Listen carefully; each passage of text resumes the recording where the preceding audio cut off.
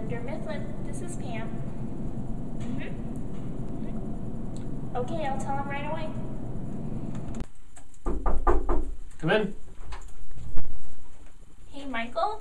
Jenny from headquarters called and said we're gonna be getting a new project today. Okay, I'll tell everybody we're meeting in the conference room, say 5 minutes. Okay.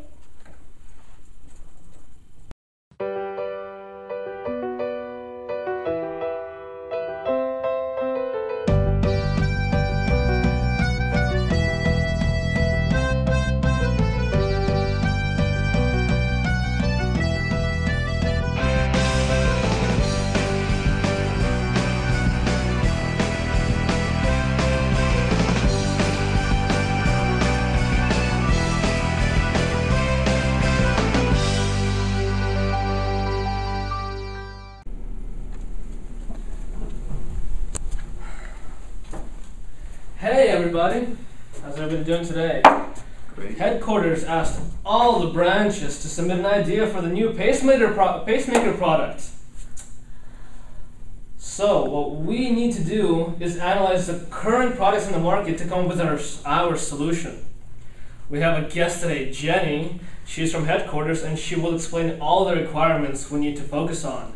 Isn't this exciting? We get to work on this. Come on guys. Let's do it.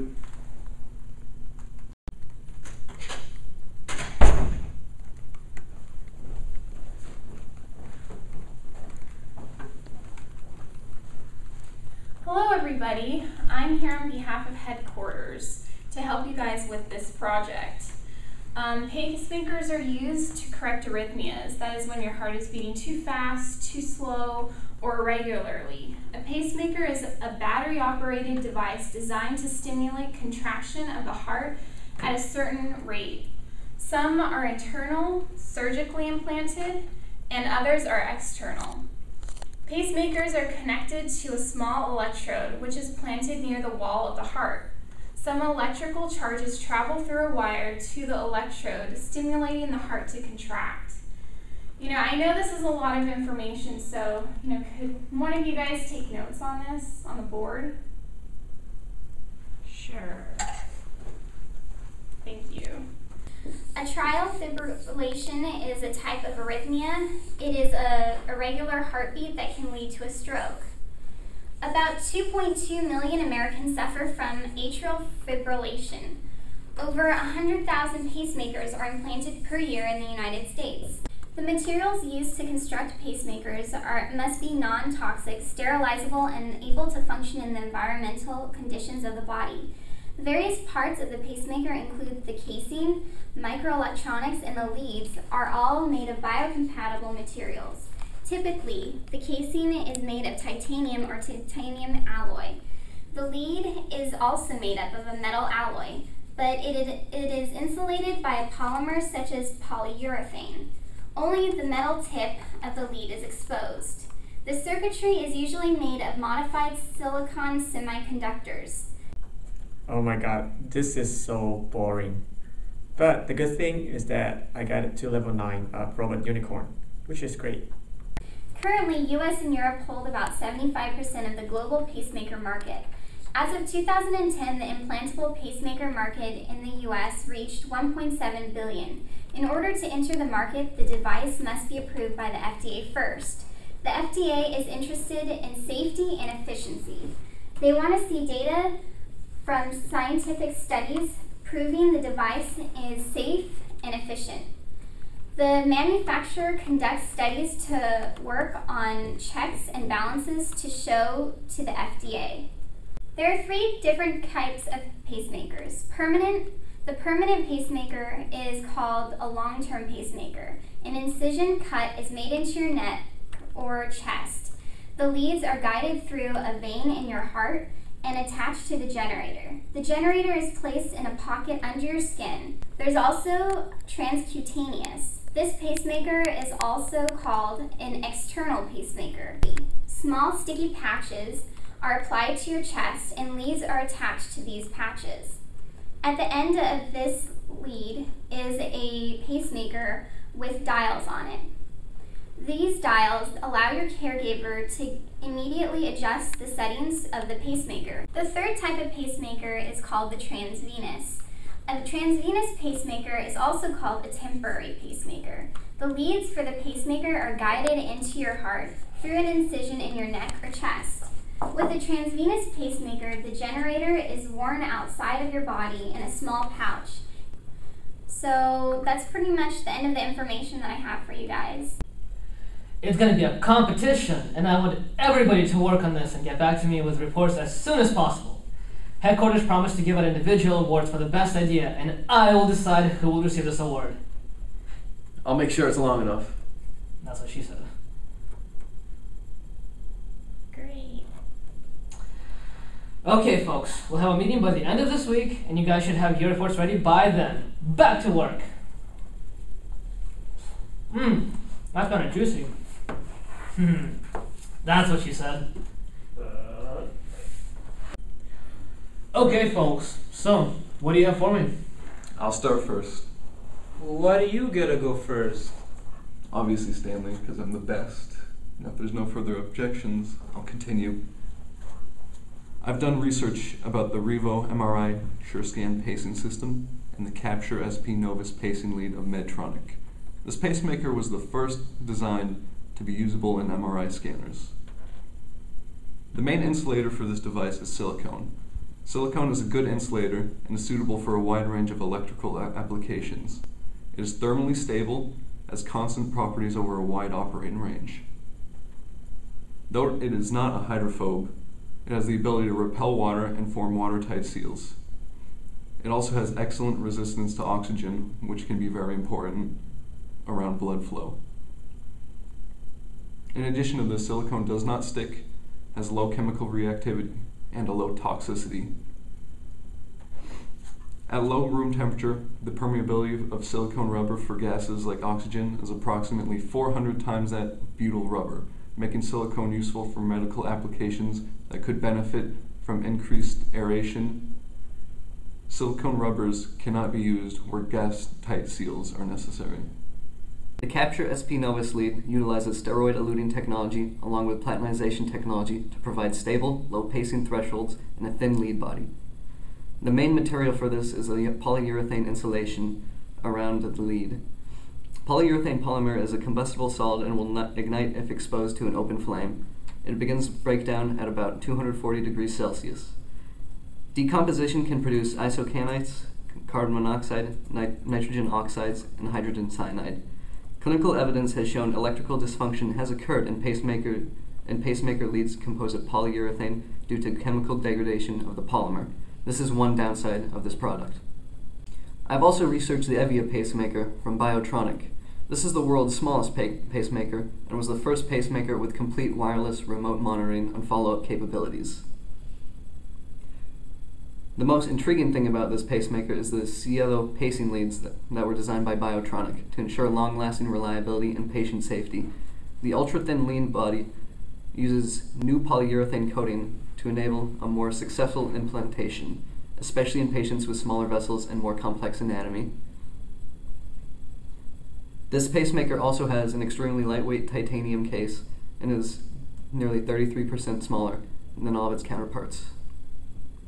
Okay, so I have the Ultra 60 pacemaker from Boston Scientific. The pacemaker feature redesigned set screw, seal plug, and the addition of MED 420 lubricant designed to improve the overall function of the heater.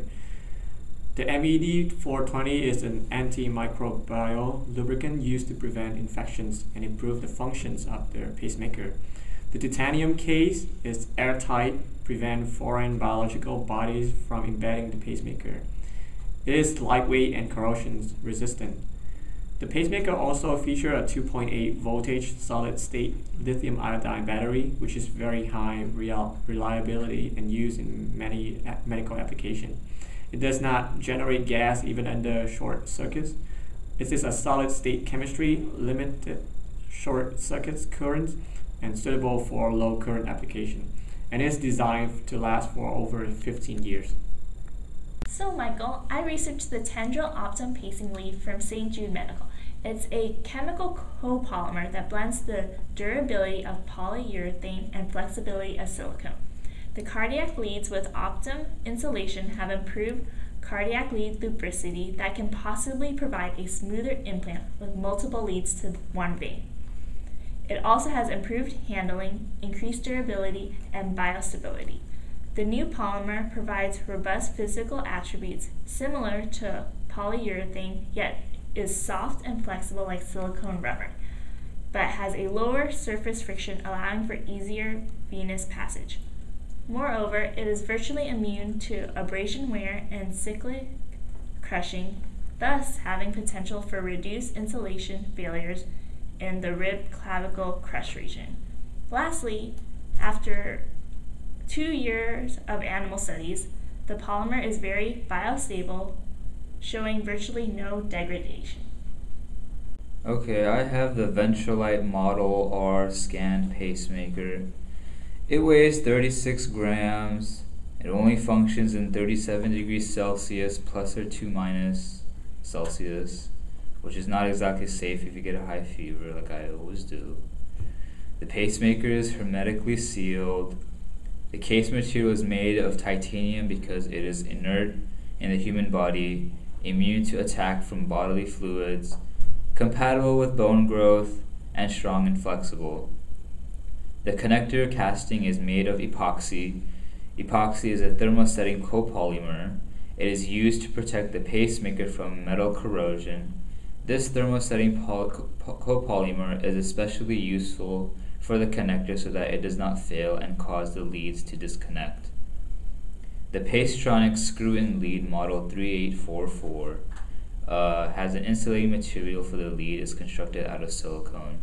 Silicone rubber is highly biocompatible with human tissue and body fluids. It has low toxicity and it does not provide nutrients for bacterial growth. Silicones can withstand a larger range of temperatures than nearly all other elastomers. They can be sterilized via ethylene oxide gas and autoclaving. Silicones resist water and many chemicals along with a few acids. Silicone rubbers have a high tensile strength of about 1500 psi, and it is very flexible. Okay, good job everybody. Please submit all of your reports to me. I don't think it's much of a question, but I won, right? Oh, I forgot about this. And the winner is me. What? Because I'm the #1 boss. Come in.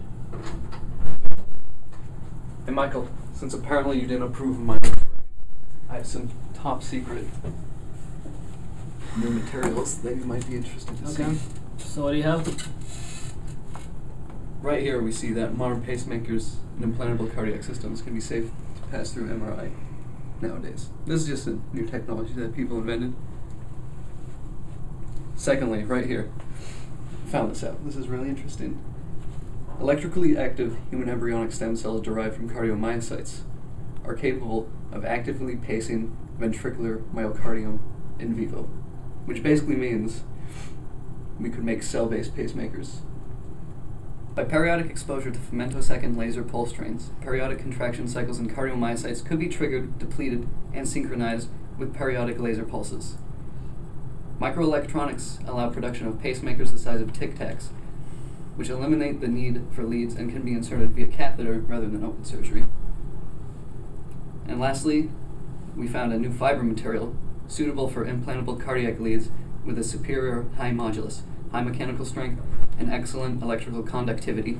The material comprises of polyphenylbenoxazole fibers plated with gold by using an electrolysis plating method.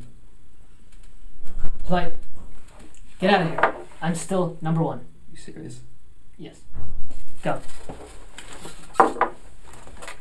Hey Dwight, you did such a good job in there. Don't have to tell me that. I know I did good. Well, yeah, you deserve to win. Maybe you should get Michael back. Perhaps his car. Michael left his car. I think I have an idea. Okay. Thank you.